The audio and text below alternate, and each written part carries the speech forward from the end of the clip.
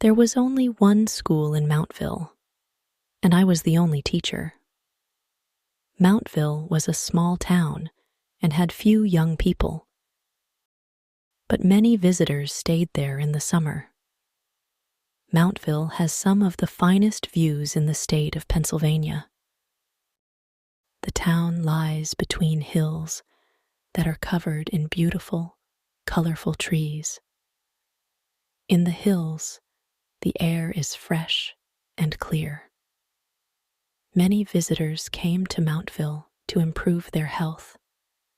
They walked on the hills and breathed the good, clean air. I saw many of these visitors because I lived in a boarding house. In summer, the house was full of guests, and I talked to most of them. I ate breakfast and dinner in the boarding house and spent the rest of the day at the school. The school was not far away. It was on the other side of a hill. The distance by road was about 1.5 miles, but I knew a shorter way. I could walk over the top of the hill in 15 minutes. There was a path that ran through the forest on the hill. I came back along this forest path late one evening. It was the last day of term. Tomorrow, the students' vacations would begin. I had stayed late at the school because I had been writing reports about the students. The sun was going down in the sky. Its golden light shone through the trees and made long, dark shadows. I was tired. I sat down on an old, fallen tree and looked at the sun setting in the darkening sky. It was calm and peaceful in the forest. Suddenly, I heard voices. One was a woman's voice, and she sounded angry. The second voice belonged to a man. It was a deep and musical voice, the voice of a singer. I could not see who was speaking, but I could hear the words clearly. "Don't threaten me," the man said. "You can do nothing. Don't try to change anything, or you'll both suffer." "What do you mean?" said the woman's voice angrily. It was a cultivated voice. She spoke clearly and well. "Do you mean that you'll murder us?" The man did not reply. I wanted to get to the boarding house. It was dinner time, and I was hungry. But I did not want to pass the man and woman. I looked around and saw no one. I stood up quickly and walked on. It was almost dark now, but suddenly I saw the two people among the trees. They were standing on the path. The man was tall and slim. He seemed to be wearing black clothes, but there were too many shadows, and I could not see clearly. The woman wore a pale gray dress. They did not see me. As I watched, the woman kneeled on the ground in front of the man. She held her hands together in front of her face. Was she begging for the man's help? Or was she praying that he would not hurt her? I did not like this scene. There was trouble here. I stepped behind a large tree. When I looked at the path again, the man and woman had disappeared. I walked on until I saw the light of the lamps shining from the windows of the boarding house. The scene of the man and the woman in the forest stayed in my mind. It had made me feel unhappy and uncomfortable. I saw some new guests at breakfast the next morning. A young woman sat at a table opposite mine, but she was not the woman who I had seen last night. Then a younger lady entered the dining room. The two young women looked very similar, and they were both extremely pretty. When the second young lady spoke, I recognized her voice immediately. I had heard it in the forest. The two ladies were sisters. I guessed that they were about 18 and 20 years old. I finished my coffee and left the dining room quickly. We were the only people in the room, and I did not want to listen to their private conversation. That would be rude, and I did not want them to notice me. I did not see the tall, slim man, but I heard him. He was in the garden of the boarding house. As I had guessed, he was a singer. He was practicing his singing. He was singing La Donna è mobile, a song from Verdi's opera, Rigoletto. The singer had a very good, strong voice. Maybe it was too good. Why was he in a simple boarding house in Mountville and singing in this way? This was strange. Did he want the guests to admire his voice? I walked away quickly. When I returned to the boarding house later, I saw the elder sister. She was standing in the garden with the singer. He was dressed in black clothes. His back was turned toward me, so I could not see his face. Mountville was a small town, and it had no theaters or restaurants. So when the people of Mountville finished their work, they enjoyed gossiping. I enjoyed gossiping too. Who were these unusual visitors, and what was their story? The singer was talking easily to the younger woman. I guessed that they knew each other well.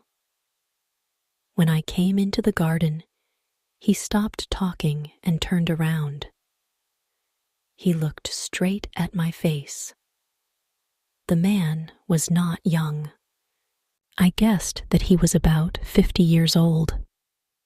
His face was extremely handsome. His hair was thick and black as the clothes that he wore. And the clothes were very fine. They were smart, fashionable, and well made. They looked expensive. He could not have bought clothes like these in Mountville. I had seen pictures of opera houses in the fashionable cities of Europe. This man reminded me of the men in those pictures. The man looked at me as if he knew the thoughts in my head. Did he know what I was thinking? The expression on his face was not angry or frightening, but I suddenly felt afraid. Why? I could not explain it. I only knew that I was afraid of this dark and handsome man. He was dangerous. I did not like him. He put his hand on the young woman's arm and turned her away. Then they stepped inside the boarding house and disappeared. Neither of them spoke to me. The landlady of the boarding house always liked to gossip. She always had the latest news and was happy to talk about it. So I asked her about the new guests. The two girls are Pauline and Eva Maynard, and they've come from San Francisco, the landlady said. Pauline is the older sister. The man's name is Richard Benning. He is their guardian. He has taken care of the girls since their father died. Soon, when the girls are 21, they'll have their father's money. Meanwhile, Eva isn't well. Mr. Benning believes that the good air of Mountville will improve her health. Mr. Benning takes very good care of the two girls, the landlady went on. He spends a lot of money on them and on himself, but maybe he's spending their father's money. It was now my summer vacation. I did not have to go back to school for several weeks. I walked on the hills and enjoyed the views and the fresh air. I often met Richard Benning and the two girls walking on the hills too. They seemed to be very happy together. Then I remembered the strange words that I had heard one of the sisters say. "Do you mean that you'll murder us?" Why had Eva Maynard said this? For a short time, I forgot those frightening words. Then, one morning, the people of Mountville were all talking about a tragedy. Something terrible had happened in their town. Pauline Maynard, the elder sister, had died. Many people came to the boarding house to say a few kind words. I went into the sitting room. Eva Maynard was standing beside the body of her dead sister, and she was weeping. Pauline Maynard was lying in a wooden coffin. Her face was extremely pale. She looked as if she were asleep. A crowd of people stood in the doorway of the sitting room and stared at the scene. Suddenly, Richard Benning pushed his way through the crowd and entered the room. He tried to hold Ava's hand, but she pulled it away. She stood up and cried out. "It's you," she shouted. "You've done this. You. She doesn't know what she's saying," Richard Benning said in a soft voice. "She's had a terrible shock. She's upset." Benning moved toward Eva, but she stepped away from him. He did not try to touch her hand again. Instead, he moved his hand in front of her face, slowly, once. Immediately, Ava's eyes closed, and she stood still. Then Benning held her hand and put his other arm around her shoulders. Suddenly, she began to weep again. Then Benning gently led the young woman out of the room. A few days later, there was an inquest in Mountville. The coroner listened to the words of Benning, a doctor, and several people in the boarding house. Then he wrote these words on Pauline's death certificate. Cause of death, heart disease. They thought that Pauline had died suddenly because her heart was weak. Benning sent for an undertaker from San Francisco. The undertaker took Pauline's body back to the city, and she was buried. Neither Benning nor Eva went to the dead girl's funeral. Many of the people of Mountville thought that this was wrong and strange. "Poor Ava," the landlady said to me. "Her health is not good. Mr. Benning is worried.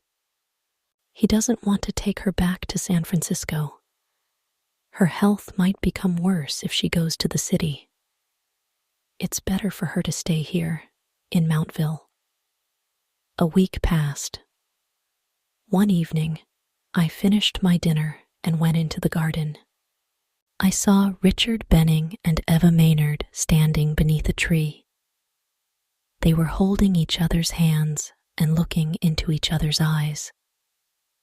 It was a very gentle and romantic scene, but it was wrong. They looked like lovers. Benning was a 50-year-old man, and Eva was not yet 20. Also, he was her guardian. Benning should be like a father to the young woman, not a lover. I stood in the shadows, and they did not see me. I did not move. but I listened. "You will kill me," said Eva. "I know that you killed Pauline. I beg you to kill me quickly. Let me go. Let me be at peace." Richard Benning did not reply. He released Eva's hand and walked away. He walked up the hill to the forest where I had first seen him. As he walked, he sang. His fine voice sounded beautiful and wild. Eva stared at her guardian. As she listened, she put her hands together. She held her hands in front of her body as if she were praying. I walked out of the shadows. Eva turned and stared at me. Maybe I had frightened her. "Miss Maynard," I said, "I'm sorry. I came into the garden and I heard what you said. I believe that you're in danger."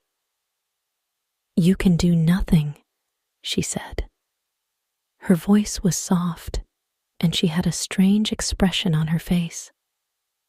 Her eyes were large and bright. Was she ill? Or maybe she was dreaming. I gently held Eva's hand. "You seem to be asleep," I said. "You must wake up. You said that Benning killed your sister. You said that he'll kill you too. Will you tell me about it? I'll try to help you." "You can't help me," said Eva. "We'll be here for only a day or two more. Then we'll go away. Far away. I ask you to be silent. You mustn't talk about anything that you've seen or heard here." "But this is crazy," I said. "I'm sure that you're in danger. I must tell the police." Eva woke up a little when she heard this. Her expression changed. She became cold and polite.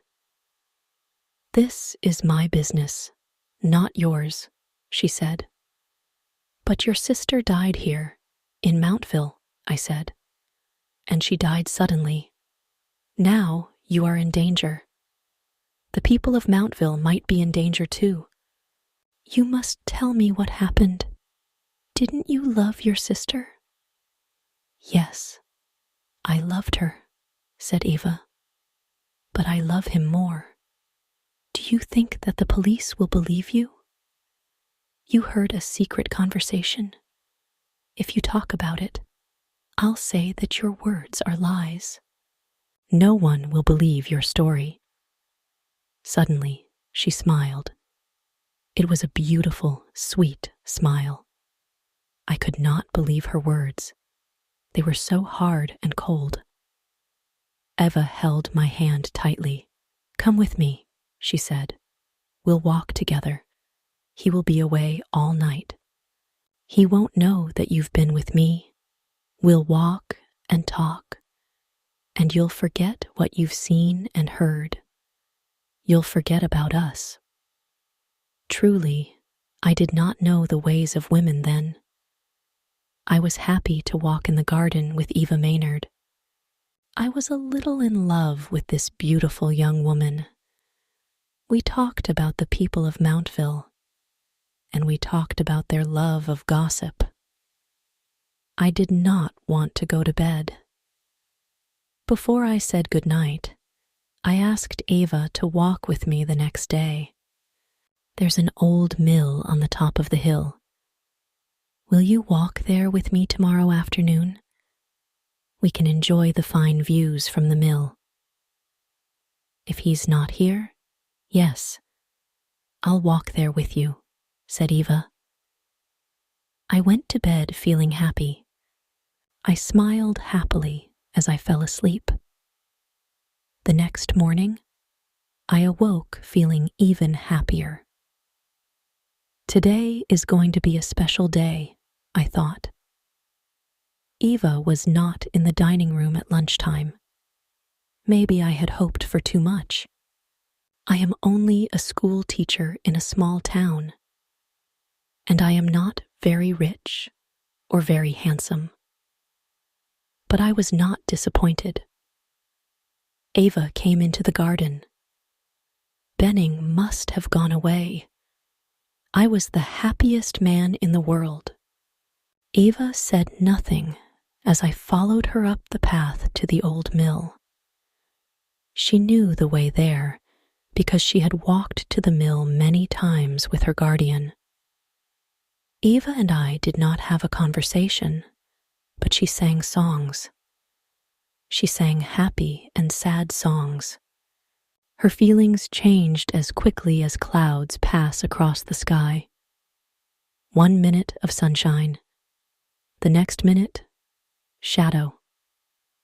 I was happy to be with her, whatever she felt. She walked, and I followed. When we came to the mill, she did not stop walking. She crossed an old wooden bridge and took the path up the hill. It was the path to a place called the Eagle's Nest. This was where the path ended, on a cliff high above the forest. The view from Eagle's Nest was beautiful. I was a little afraid.